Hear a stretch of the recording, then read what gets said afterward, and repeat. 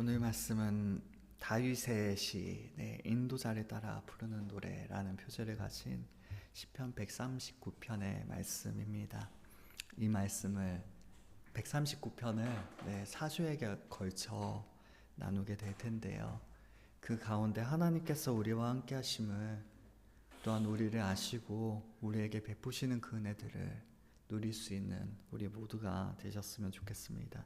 먼저 1절에 여호와여 주께서 나를 살펴보셨으므로 나를 아시나이다 라고 말씀하고 있습니다. 나를 살펴본다. 그리고 살펴보았기 때문에 나를 아신다라고 말씀하고 있어요. 하나님께서 우리를 살펴보셨으면 우리를 조금 아실까요? 많이 아실까요? 많이 아시겠죠. 그 말씀을 하고 있는 것입니다. 하나님께서는 우리를 온전히 모든 것들을 알고 계신다라고 말입니다. 그 내용은 무엇입니까? 2절로부터 아래에 쭉 나오는데요. 주께서 내가 앉고 일어섬을 아시고, 앉았다가 일어나는 일을 아시고, 그리고 멀리에서도 멀리에서 사람을 보면 그 모습이 어떻게 보이나요? 잘 안 보이죠. 근데 사람의 그 겉모습이 아니라 마음까지도 아신대요. 사람의 모습도 잘 보이지도 않는데 그 마음까지도 깨뜨려 보실 정도로 모든 것들을 알고 계신다. 그리고 3절에 나의 모든 길과 내가 눕는 것을 살펴보셨으므로 나의 모든 행위를 익히 아시오니. 모든 길과, 우리가 길을 걸어갈 때 그때는 마치 우리가 일하고 있을 때처럼 보여지죠. 그리고 눕는 것, 언제 눕나요? 우리가 쉴 때, 잘 때. 우리가 일하고 있을 때에도, 또한 쉴 때에도 그 모든 것들을 하나님께서 살펴보셨기 때문에 우리의 행위를 익히 아신다. 너무나도 익숙하게 아신다라고 말씀하고 있습니다. 심지어 4절에 여호와여 내 혀의 말을 알지 못하는 것이 하나도 없으시니이다 라고 말씀하고 있어요. 2절에는 생각, 3절에는 행위, 이제 4절에는 혀의 말까지도 모두 다 알고 계신다. 하지만 그 하나님의 아심은요, 우리를 향해 꼬투리를 잡거나 비난하고 책망하기 위한 알미 아닙니다. 이 녀석 어디 실수 한번 해봐라, 어디 잘못 한번 해봐라 라고 이렇게 샅샅이 보고 있는 것이 아니라는 거예요. 5절에 주께서 나의 앞뒤를 둘러싸시고 내게 안수하셨나이다. 누군가 우리를 둘러싸며 우리는 조금 두려운 마음이 들 수도 있을 것 같아요. 하지만 그 둘러쌈이 무엇을 위한 거였나요? 안수하기 위함. 안수는 은혜와 사랑을 베풀 때 보통 나타나는 단어입니다. 즉 하나님께서 우리를 둘러싸시는데 그것은 우리를 두렵게 하기 위함이 아니라 우리를 안수하시기 위함이다. 오히려 우리를 둘러싸시는 것이 안수, 손으로 이렇게 하는 것처럼 우리를 보호하기 위해서 이렇게 그 팔로 둘러싸시는 것처럼 보여지는 것이죠. 그러하게 하나님께서 우리를 아시는 것이 우리에게 부담이 될까요? 그렇지 않다라고 말씀하고 있습니다. 6절에 이 지식이 내게 너무 기이하니 높아서 내가 능히 미치지 못하나이다. 그 하나님의 놀라우신 은혜가, 또한 우리를 둘러싸시는 그 사랑이 너무나도 놀라워서 사람이 도저히 이해할 수조차 없는 일입니다 라고 고백하고 있는 것이죠. 그렇다면 하나님께서 우리를 아시는 게 좋은 건가요? 나쁜 건가요? 좋은 거죠. 우리는 죄인이기 때문에 우리의 죄까지도 아실까봐 너무나도 두렵고 그 부끄러운 모습만큼은 숨기고 싶을지라도 하나님께서는 모든 것들을 알고 계시며 또한 그 일들에 대하여 책망이 아니라 사랑을 베푸시는 분이심을, 그러하기에 하나님의 아심은 우리에게 너무나도 기이하고 놀라운 일임을 고백하고 있는 것입니다. 이 말씀을 통하여 하나님께서 우리를 아심이 우리에게 얼마나 큰 위로가 되는지, 또한 하나님께서 나를 알고 계심이 우리에게 얼마나 큰 힘이 되는지를 다시 한번 고백할 수 있는 우리 모두가 될 수 있기를 원합니다. 나를 알아주는 사람이 있다는 것은 정말 참으로 큰 위로가 됩니다. 그런 사람을 인생에서 만나기가 쉽지가 않기 때문입니다. 사람을 안다는 것은 참으로 어렵습니다. 우리가 가장 절친하다고 생각하는 사람과 함께 있으면서도 그 사람이 왜 안고 일어서는지를 모르는 때가 대부분이기 때문입니다. 또한 평생을 함께 살아온 사람이 왜 기뻐하고 슬퍼하는지조차 알지 못할 때도 있습니다. 심지어는 내 배아파 낳은 자식의 생각조차도, 또한 날 낳아주신 부모의 사정조차도 모를 때가 참으로 많습니다. 그것이 바로 우리 사람입니다. 네, 오늘도 저희가 조금 늦게 왔는데요. 연우가 아침에 연우가 곰국을 먹는데 저도 곰국을 먹으라고 하면서 제 시리얼 그릇을 이제 밀어내다가 식탁 밑에 떨어져서 깨졌어요. 그래서 그거 치우느라고 좀 늦었는데 연우가 왜 그걸 밀었는지를 모르겠더라고요. 연우야, 왜 밀었어요? 왜 밀었어요? 몰라. 제 생각으로는 저도 곰국 먹고 힘내라. 맞죠, 연우야? 골고루 먹으라고. 그렇네.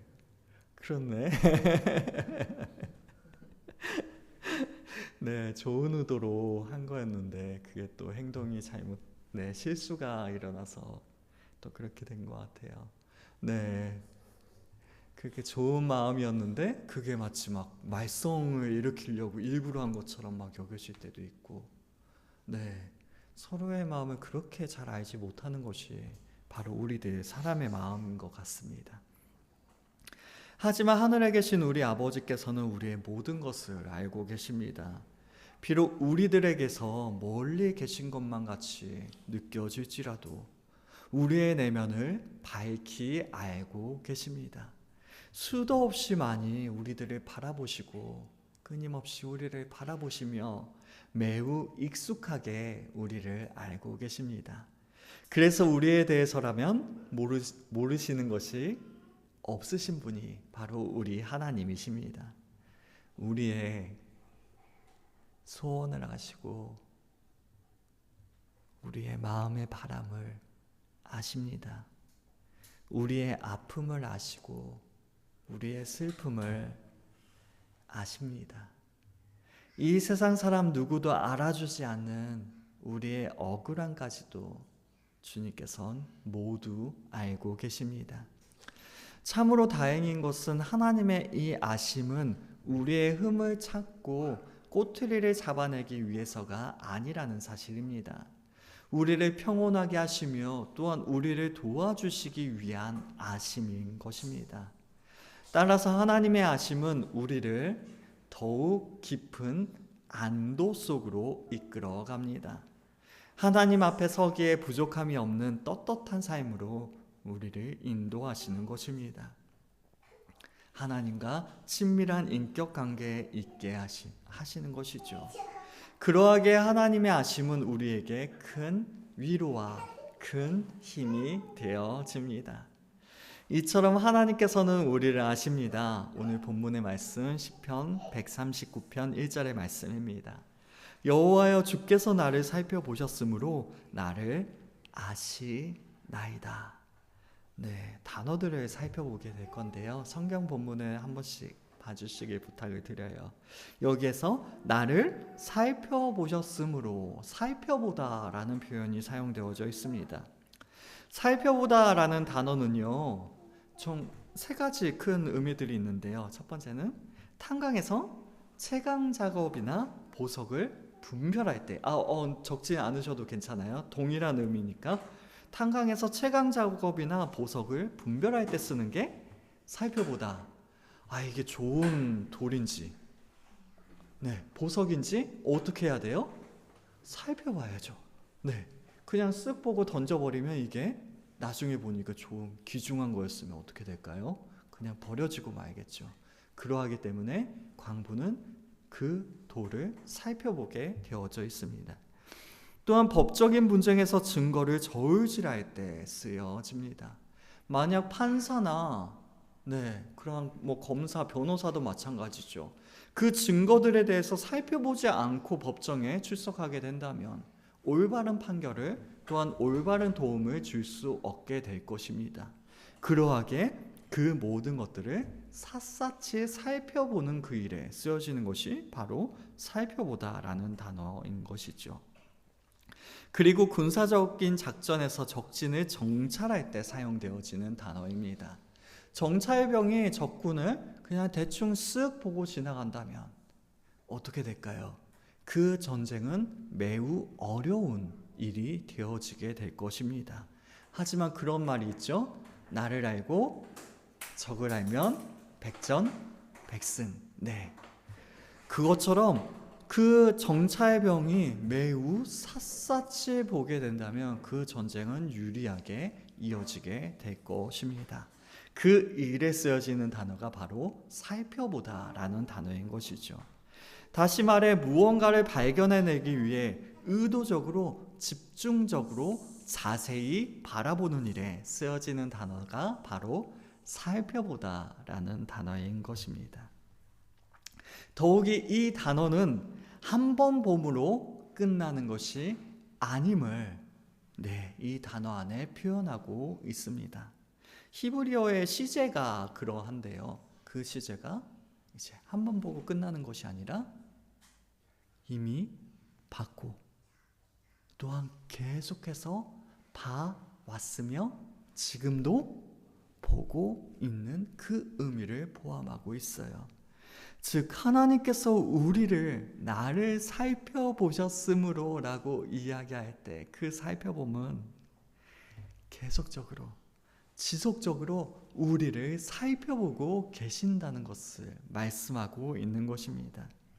즉 하나님께서는 마치 보석을 분별하는 광부와 같이 증거를 검증하는 검사나 감찰관과 같이 적지를 정찰하는 용맹한 군인과 같이 우리를 지속적으로 그리고 철저하게 살펴보고 계십니다. 그리하여 우리에 대해서는 모르는 것이 아무것도 없으십니다. 사실 전지전능하신 하나님께서 굳이 살펴보실 필요가 있을까요? 없을까요? 없습니다. 하나님께서 무언가를 알기 위해서는 별도의 노력이 필요하지 않으세요. 그럼에도 불구하고 하나님께서는 우리를 살펴보십니다. 왜 우리를 살펴보실까요? 관심이 있으니까. 사랑이 있으니까. 불보듯 뻔하지만 너무나도 잘 알고 있지만 그럼에도 불구하고 또 보고 또 살펴보고 그 이유는 바로 우리를 향한 특별한 애정이 있으시기 때문인 것입니다. 우리와 매우 친밀한 인격적인 관계를 맺어주시고 계신 것이죠. 이러한 사실은 나를 아시나이다 라는 말씀을 통해서도 확인되어집니다. 여기에서 쓰여진 알다라는 단어는요, 인격적이고 실제적인 암, 깊이 있고 생생한 암을 말할 때 사용되어지는 단어입니다. 그냥 책을 펴고 그냥 읽어서 얻는 그런 지식적인 암이 아니라요, 마치 부부관계를 맺듯이 서로 남남이었지만 이제는 부부관계를 맺음으로 한 가족이 되어지고 한 평생을 함께하게 되어지고 옆에서 같이 걸어갈 수 있는, 같이 걸어가는 그러한 관계가 된 것처럼 하나님께서는 우리를 아신다는 것입니다. 또한 칼과 창이 번뜩이는 전쟁 속으로 직접 들어가는 것과 같은 알민 것입니다. 뭐 전쟁을 직접 참여해 보지도 않고 그 전쟁에 대해서 이야기는 할 수 있겠죠.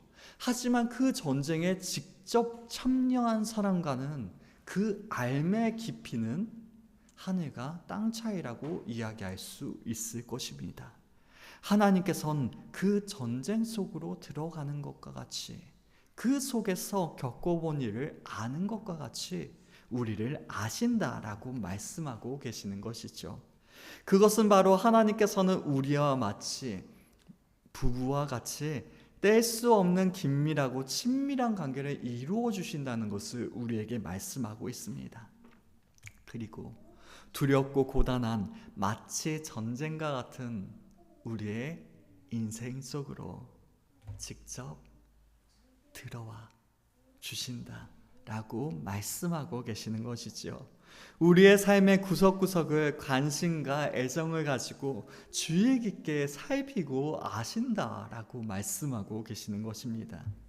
이러한 하나님의 아심은 우리에게 큰 위로와 힘이 되어집니다. 하나님께서는 알아주시기만 하시는 분이 아니시기 때문입니다. 하나님은 전능하시죠. 하나님이 아는 것에서만 끝내시면 굳이 전능하시다라고 이야기할 필요는 없을 거예요. 그런데 하나님께서는 전능하십니다. 그 하나님께서 우리를 아십니다. 우리를 향해 전지하십니다. 그러면 그 하나님께서 그냥 알고 넘어가실까요? 아니요. 모든 것을 아시는 그 하나님께서 이제는 모든 것을 우리 가운데 행하여 주십니다. 전능하신 하나님께서 우리에게 모든 것을 행하여 주시는 것이에요. 물론 상대방의 요구를 아는 것은 매우 어려운 일입니다.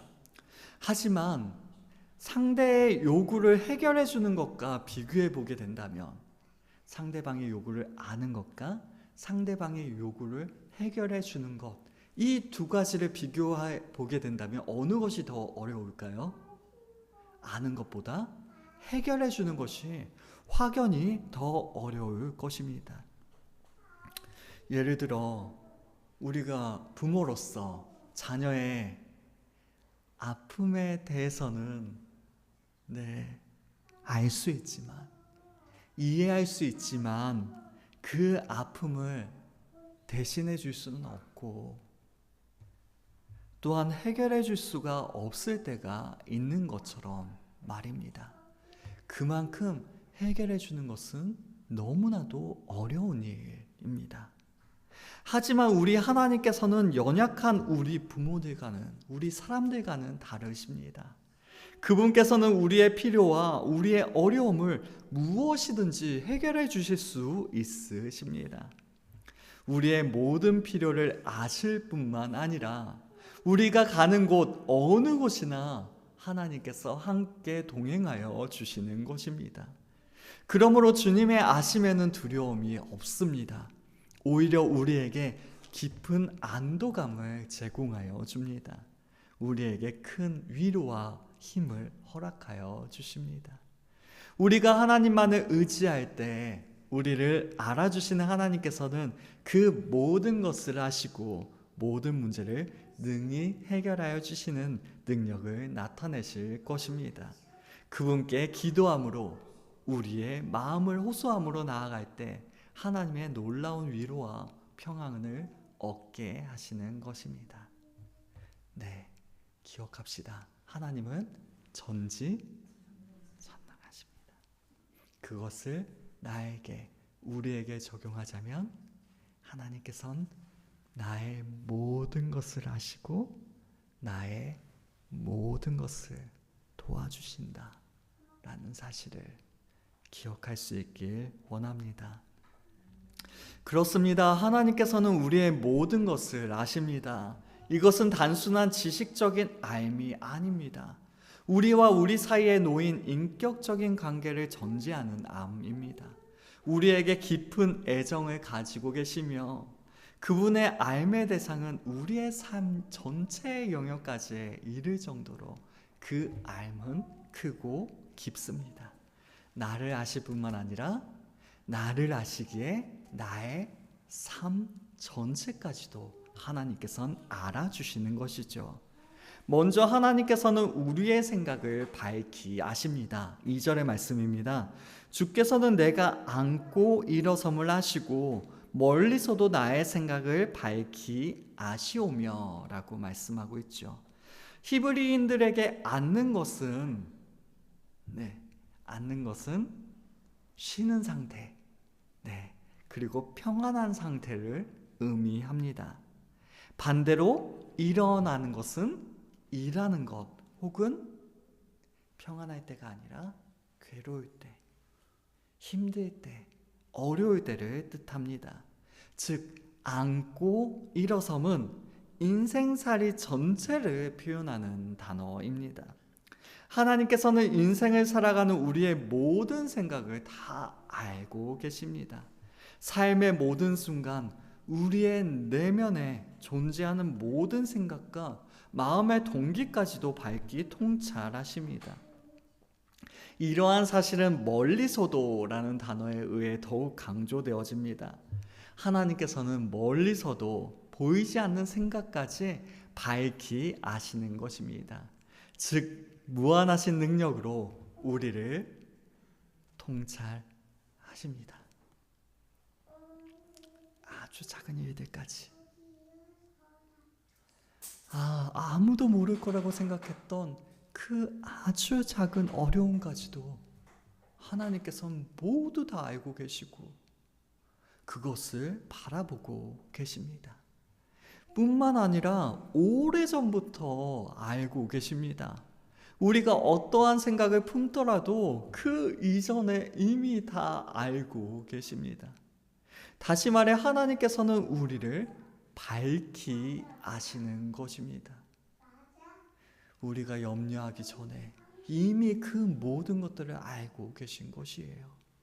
우리의 마음을 깨뜨려 보십니다. 하나님 앞에서는 숨길 수 있는 것이 아무것도 없는 것입니다. 또한 하나님께서는 우리의 행위도 익히 알고 계십니다. 3절의 말씀입니다. 나의 모든 길과 내가 눕는 것을 살펴보셨으므로 나의 모든 행위를 익히 아시오니.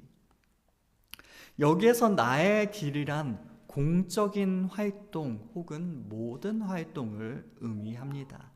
반대로 눕는 것은 사적인 생활 혹은 휴식을 의미합니다. 앉고 일어선과 동일하게 삶의 모든 모습을 의미하는 것이죠. 다시 말해 나의 길 그리고 눕는 것은 공과 사, 그 모든 것들을 의미하는 것입니다. 우리의 모든 모습을 하나님께서는 살펴보신다라고 말씀하고 있습니다.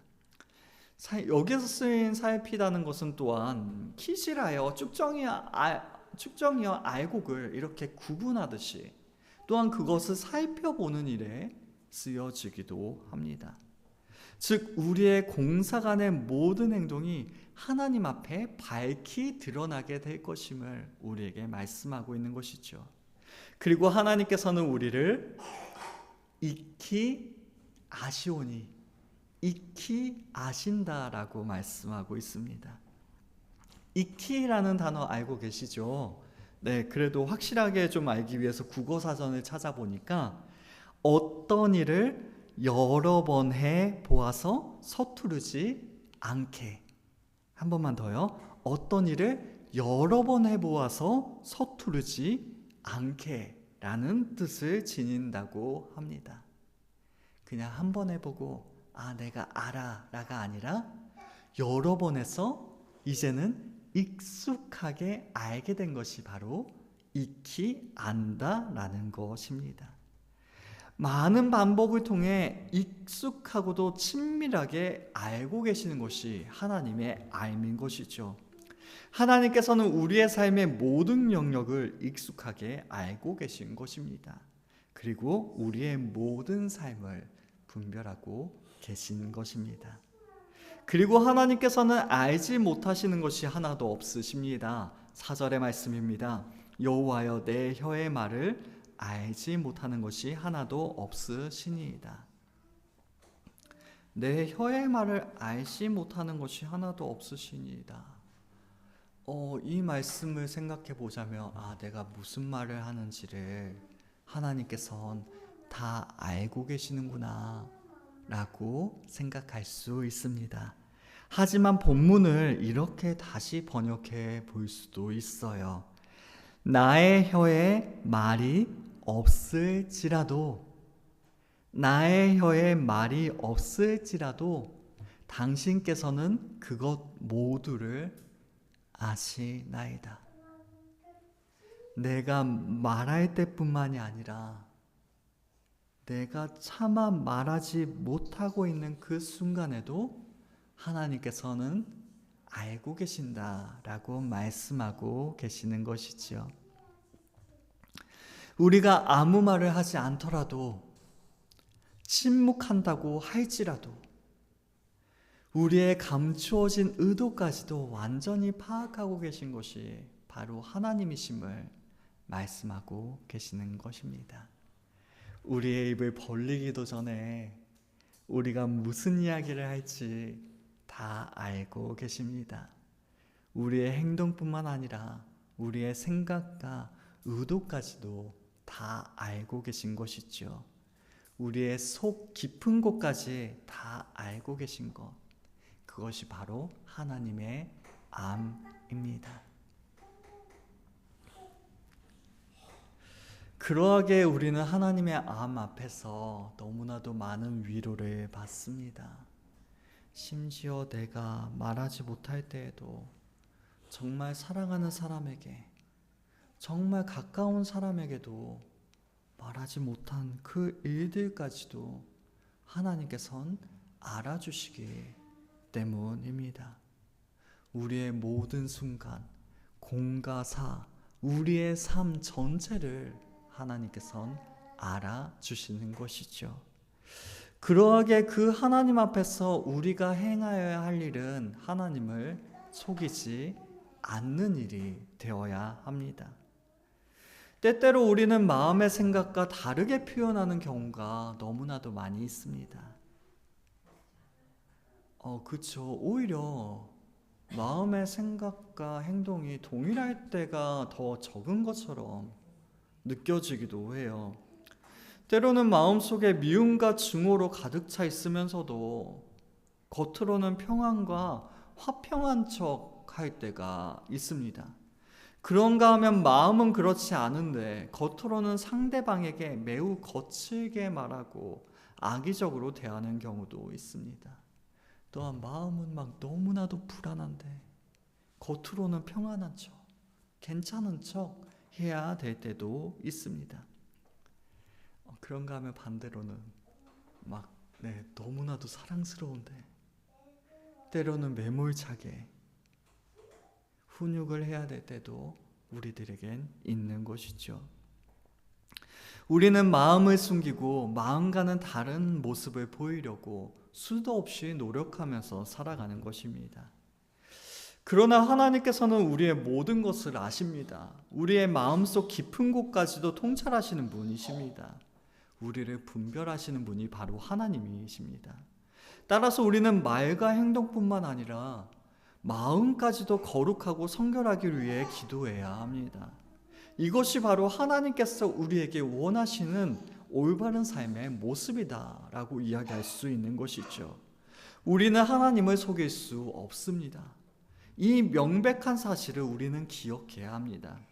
우리의 심령을 거룩하며 정결하게 만들어 가시는 하나님을 의지해야 하는 것입니다.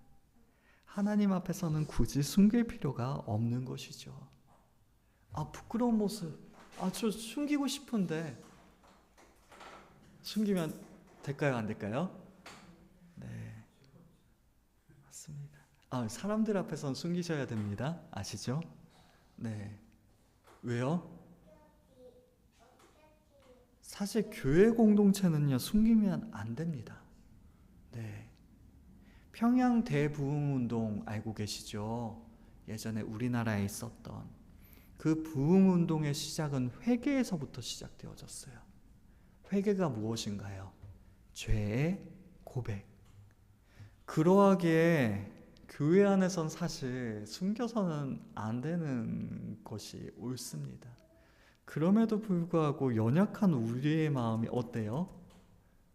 네, 어떤 사람이 막 진정으로 죄를 고백하면 함께 슬퍼하고 그 일을 위해서 기도해 주기보다는 왠지 막 그 일이 자꾸 생각나고 떠오르고, 즉 우리는 하나님의 아심과는 반대되는 알을 가지는 것이 바로 우리의 연약한 모습들이기 때문에, 혹여라도 내가 다른 사람들에게 숨기고 있는 죄가 있다, 그것이 불편하다 라고 하실지라도 조금은 자유하셨으면 좋겠습니다. 그럼에도 불구하고 하나님 앞에서는 숨겨서는 안 되는 것이죠. 하나님 앞에 모든 것을 내어놓아야 합니다. 왜냐하면 하나님 앞에 그 모든 것들을 내어놓을 때 하나님께서는 어떻게 하시기 때문인가요? 그 죄를 용서하여 주시기 때문에. 하나님께서는 용서하기를 기뻐하십니다. 그 이야기는 무엇인가요? 하나님 앞에 우리가 고백하는 것을 하나님께서는 기뻐하시는 것입니다. 그리고 하나님께서는 그 일을 아는 것으로 멈추신다고요? 아니요. 그 일들을 회복하게 하시고 또한 우리를 거룩하고 정결하게 만들어 가시는 것입니다. 그러하게 우리가 하나님 앞에 우리의 죄를 숨김없이 고백한다는 것은 바로 우리가 우리를 정결하게 하시는, 우리를 용서하여 주시는 그 하나님을 의지한다는 고백이 되어지는 것이겠죠. 우리의 회개는, 우리의 고백은 바로 그 하나님을 의지하는 일이 되어지는 것입니다. 우리는 그러하게 하나님 앞에 우리의 죄를 고백하는 노력을 계속해 나아가야 합니다. 그리할 때 모든 것을 아시는 하나님께서는 우리를 기뻐하시며 우리를 받아주실 줄로 믿습니다. 우리의 모든 삶을 축복하시사 온전하게 하여 주시는 그 은혜를 우리에게 베풀어 주실 줄로 믿습니다. 그러하게 모든 것을 아시는 그 하나님 앞에 숨김없이 고백함으로 이러한 은혜들을 경험하는 우리가 될 수 있길 원합니다. 이처럼 멀리에서도 우리의 생각을 다 아시는 하나님께서는 이제 우리의 가까이에 계십니다. 멀리서도 우리를 아셨는데 이제는 우리의 가까이에서 우리를 아십니다. 우리의 앞뒤를 온 사방을 두루 감싸 주십니다. 5절의 말씀입니다. 주께서 나의 앞뒤를 둘러싸시고 내게 안수하셨나이다. 여기에서 쓰여진 둘러싸다라는 단어는요, 전쟁 용어입니다. 가두다, 포위하다라는 의미를 지니고 있습니다. 이는 우리가 하나님의 섭리의 손길 안에서 결코 벗어날 수 없음을 강조하고 있는 거예요. 전쟁에서 포로를 가두어 놓았는데, 그리고 적군을 포위했는데 그냥 도망간 구멍을 이렇게 열어줄까요? 아니요. 절대로 못 도망가게 꽁꽁 싸매고 철저히 지키고 하겠죠. 하나님께서 우리를 꽁꽁 싸매고 우리를 철저하게 지키시는데 왜요? 전쟁 포로처럼 막 억울하게 막 힘들게 하려고요? 아니요. 은혜 가운데 머물게 하려고. 그 섭리의 손길 안에서 벗어나지 않도록 하기 위해서 우리를 둘러싸십니다. 예전에 저랑 룸메이트였던 형이 이런 이야기를 해준 적이 있습니다. 그 형이 원래는 이제 집사로 세상 일을 하다가 30 이제 중반쯤에 하나님의 부르심을 받고, 그 전에 엄청 잘 나갔나 봐요. 막 그 영업하는 형이었는데 한 달에 뭐 1,000만 원 넘게 벌 정도로. 그래서 교회 안에서 헌신도 많이 하고 봉사도 하니까 목사님께서 그 형이 신학을 한다고 하니까 하지 말라고 신앙 말고도 하나님 섬길 수 있는 방법이 너무나도 많다고. 그만큼 교회 안에서 너무나도 잘 섬기고 있던 형이니까 그럴 만한 형이었습니다. 그런데 이제 신앙을 하고 이제 전도사가 돼서 이제 다시 그 교회에 사역을 하게 되었어요. 그러다 보니까 서로 너무 잘 알고 있는 거죠, 성도들끼리. 네, 근데 한 청년이 이제 신앙이 많이 흔들려서 교회를 잘 나오지도 않고, 또한 직장 생활에 치여서 지쳐서 또한 예배에 참여를 하지도 않고 그런 청년을 찾아갔다고 합니다. 그래서 그 청년한테 너 그러면 안 된다, 하나님 안에 있어야지 라고 이야기했더니 그 청년이 이런 이야기를 했다고 해요. 마치 친한 형 동생처럼 지냈으니까 형은 울타리 안에 있잖아요 라고 이야기를 하더라는 겁니다. 이 이야기가 무엇이냐면, 이제 그 형은 신앙을 했고 전도사가 되었으니까 넘어져도 낙심해도 어떻게 될까요? 네, 어쩔 수 없이 교회 가야 돼요. 네. 목사가 이제 낙심했다고 교회 안 나오면 될까, 안 될까요? 네, 어쩔 수 없이 교회 가야 돼요. 네, 그럼 어떻게 될까요? 네, 교회 나오면 회복되어집니다. 느릴 수는 있어요. 천천히 이루어질 수도 있어요. 하지만 결국에 하나님의 말씀을 듣고 그 울타리 안에 있으면 결국엔 회복이 되어집니다. 하지만 그 친구는, 그 동생은 자신의 어려움이 자신의 울타리 안에 있지 않다라고 생각을 하는 거였죠. 내가 넘어졌을 때 어디에서 넘어진 거예요? 세상에서 넘어진 것이기 때문에 자신은 다시 일어나는 것이 너무나도 어렵다라는 이야기를 그렇게 했던 것이죠. 그 이야기를 들으니까 좀 생각이 바뀌더라고요.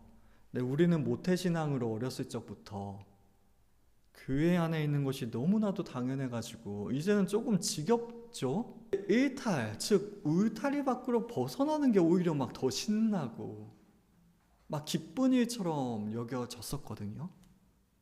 모태신앙이고 너무나도 당연한 게 지겨워서, 너무나도 익숙해서 벗어나고 싶었던 것입니다.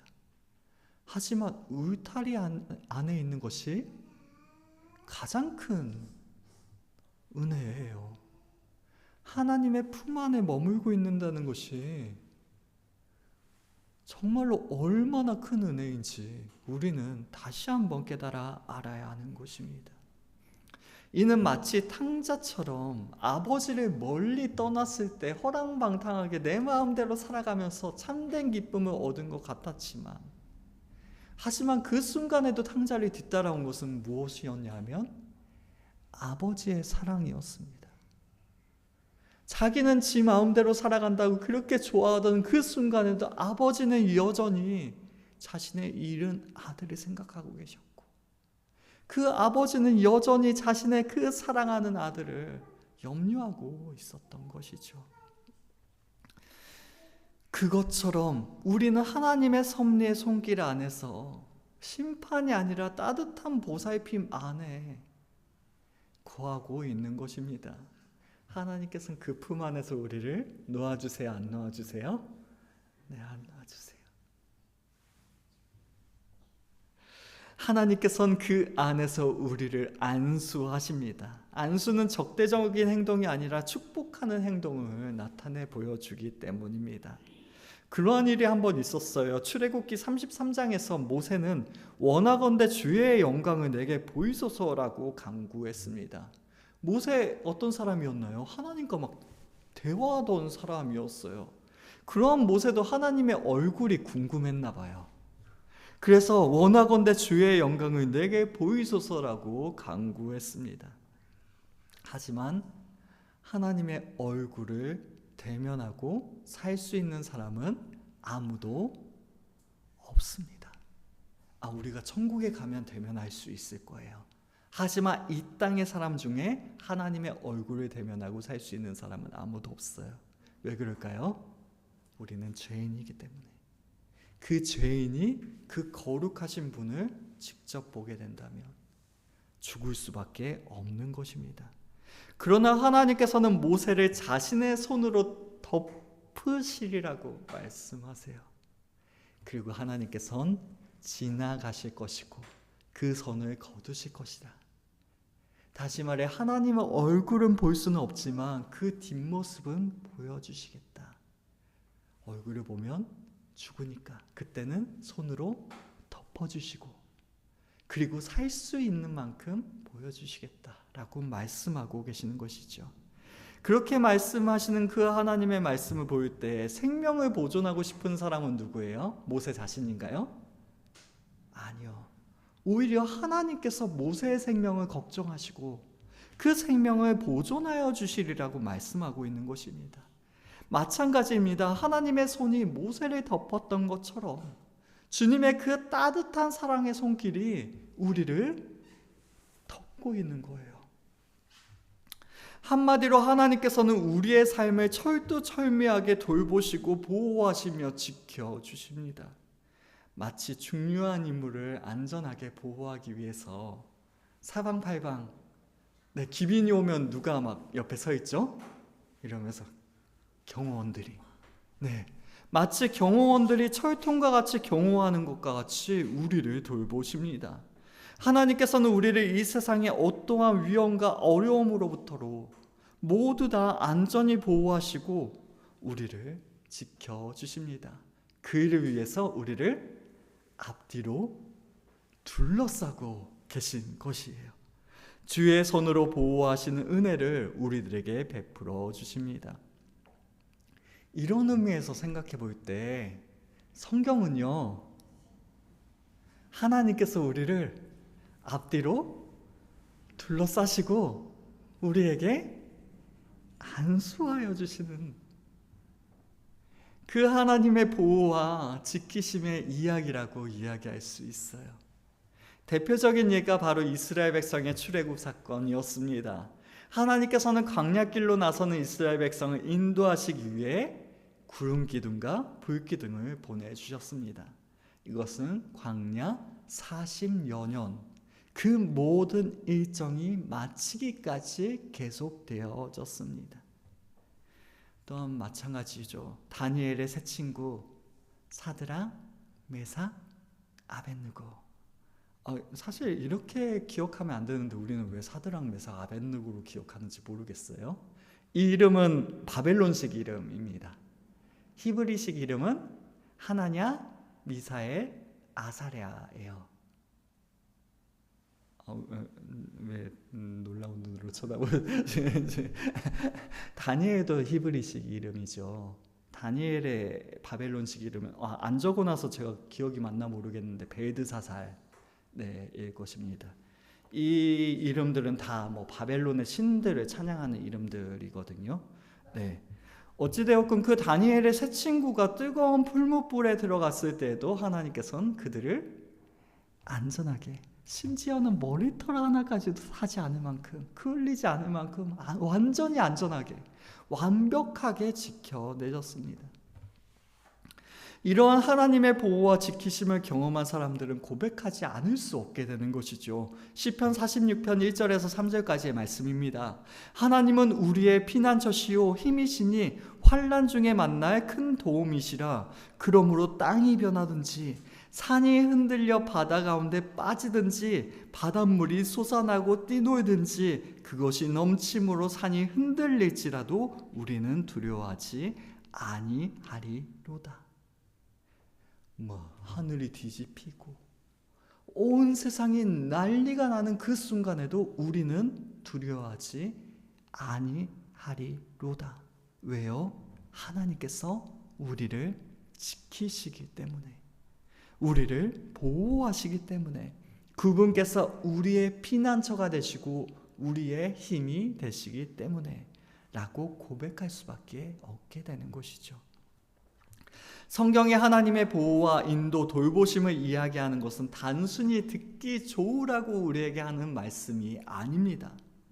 그저 마음의 위로나 얻으라고 좋은 일들을 기록한 것이 아니라는 이야기예요. 그것은 우리에게 실제로 일어나는 일인 것임을 우리에게 선포하고 있습니다. 하나님께서는 우리의 곁에 늘 계시면서 우리를 도우시는 분이시라고 우리에게 말씀하여 주시는 것입니다. 그러하게 우리는 더 이상 두려워하지 않아야 합니다. 비록 우리의 앞으로 가도 그가 아니 계신 것 같고 또 뒤로 가도 보이지 아니하시는 것 같다 할지라도, 그것이 우리의 인생이라고 할지라도 하나님께서는 언제나 우리의 곁에 계심을 우리는 기억해야 하는 것입니다. 하나님께서는 우리의 전후 좌우를 두루 지키시고 또한 모든 위험으로부터 우리를 지켜주고 계십니다. 가장 좋은 것으로 우리에게 공급하여 주십니다. 평안의 길로 우리를 인도하여 주십니다. 하나님께서 우리를 지키시기에 낮에 해와 밤에 달이 우리를 해하지 상치 못합니다. 이 사실을 알 때 우리는 놀라지 않을 수가 없습니다. 마지막으로 6절의 말씀입니다. 이 지식이 내게 너무 기이하니 높아서 내가 능히 미치지 못하나이다. 하나님께서 우리를 가까이에서 잘 알고 계신다는 그 사실은 우리에게 너무나도 기이합니다. 경이롭고 감탄을 금할 길이 없는 것입니다. 이 지식이 너무나도 높아서 감히 접근조차 할 수가 없습니다. 이 지식을 이해하는 것은 우리의 능력 밖에 있는 것입니다. 그 지식 앞에 우리는 자신의 한계를 절감하게 됩니다. 주님께서는 우리가 알 수 있고 느낄 수 있지만 다 파악할 수는 없는 분이시기 때문입니다. 하나님과 우리 사이에는 절대적인 거리가 있고 우리의 유한한 생각으로는 그 간격을 메울 길이 없는 것입니다. 그럼에도 하나님께서는 우리의 가까이에 계십니다. 우리의 모든 것을 일거수일투족 다 알고 계십니다. 너무나도 따뜻한 그 손으로 우리를 가까이에서 감싸고 계세요. 그래서 이 일은 우리에게 너무나도 놀랍습니다. 이는 우리의 모든 것에 관심을 가지고 계시는 하나님의 무한하신 사랑에 대한 이야기입니다. 즉 우리의 모든 것을 다 아시는 하나님은 그 전지하신 만큼이나 무한하고 절대적인 사랑을 우리들에게 베풀어 주십니다. 사랑하지 않았다면 그렇게 다 알고 싶어 하지도 않았을 것입니다. 해결하지 못할 일이었다면 그토록 속속들이 빠짐없이 살펴보지도 않으셨을 것입니다. 하나님께서는 우리의 모든 것을 아시는 분이십니다. 그리고 그것은 우리의 모든 삶의 국면에 아주 작은 일에서부터 큰 일까지 하나하나에 이르기까지 온전하고 섬세한 사랑을 베풀어 주시는 것을 의미합니다. 어느 정도냐까지 하면요, 우리의 머리카락까지도, 그 숫자까지도 다 알고 계실 정도로. 누가복음 12장 7절의 말씀입니다. 너희에게는 심지어 머리털까지도 다 세신 바 되었나니 두려워하지 말라. 너희는 많은 참새보다 더 귀하니라. 우리는 너무나도 귀한 존재가 되어집니다. 내가 귀한 사람이어서요? 아니요. 하나님께서 귀하게 여겨주시기 때문에, 우리가 구하기도 전에 우리의 필요를 아시는 그분께서 우리의 모든 것들을 아시기 때문에, 우리의 모든 것을 아실 뿐만 아니라 그 모든 것을 다스려 주시기 때문에, 우리를 보호하시고 복을 주시기 때문에 우리는 그 안에서 참된 평안을 누리게 되는 것입니다. 그렇습니다. 우리에게는 우리를 아시는 분이 계십니다. 우리의 모든 것을 해결하실 수 있는 전지전능하신 분이 우리를 아십니다. 그러므로 우리는 절망하지 않기를 원합니다. 슬퍼하고 낙심하지 않기를 원합니다. 두려워하지 않기를 원합니다. 다만 우리의 모든 것을 아시고 다스려 주시는 주님을 의지함으로 나아갈 수 있길 원합니다. 지금 우리의 가장 큰 관심사는 무엇입니까? 또한 우리의 삶의 어려움은 무엇입니까? 또한 우리의 지나온 순간, 또한 지금 이 시간, 그리고 앞으로의 시간 가운데 우리가 원하고 소망하는 것은 무엇입니까? 하나님께서 다 알고 계십니다. 그 사실을 확신함으로 또한 그 주님의 도우심을 만날 수 있는 우리, 그 사실로 인하여 위로와 소망을 얻을 수 있는 우리 모두가 될 수 있기를 주님의 이름으로 축원합니다. 기도하시겠습니다. 기도하실 때에는 우리를 아시는 그 하나님을 우리 또한 더욱 알아갈 수 있기를, 또한 언제나 우리를 감싸시고 우리를 도우시는 그 하나님의 손길을 모든 순간에 경험할 수 있는 우리 모두가 될 수 있기를 위하여 기도하여 주시고, 또한 그 일로 통하여 더욱더 하나님 아버지를 의지하는 우리 모두가 될 수 있기를 위하여 이 시간 함께 기도하시겠습니다.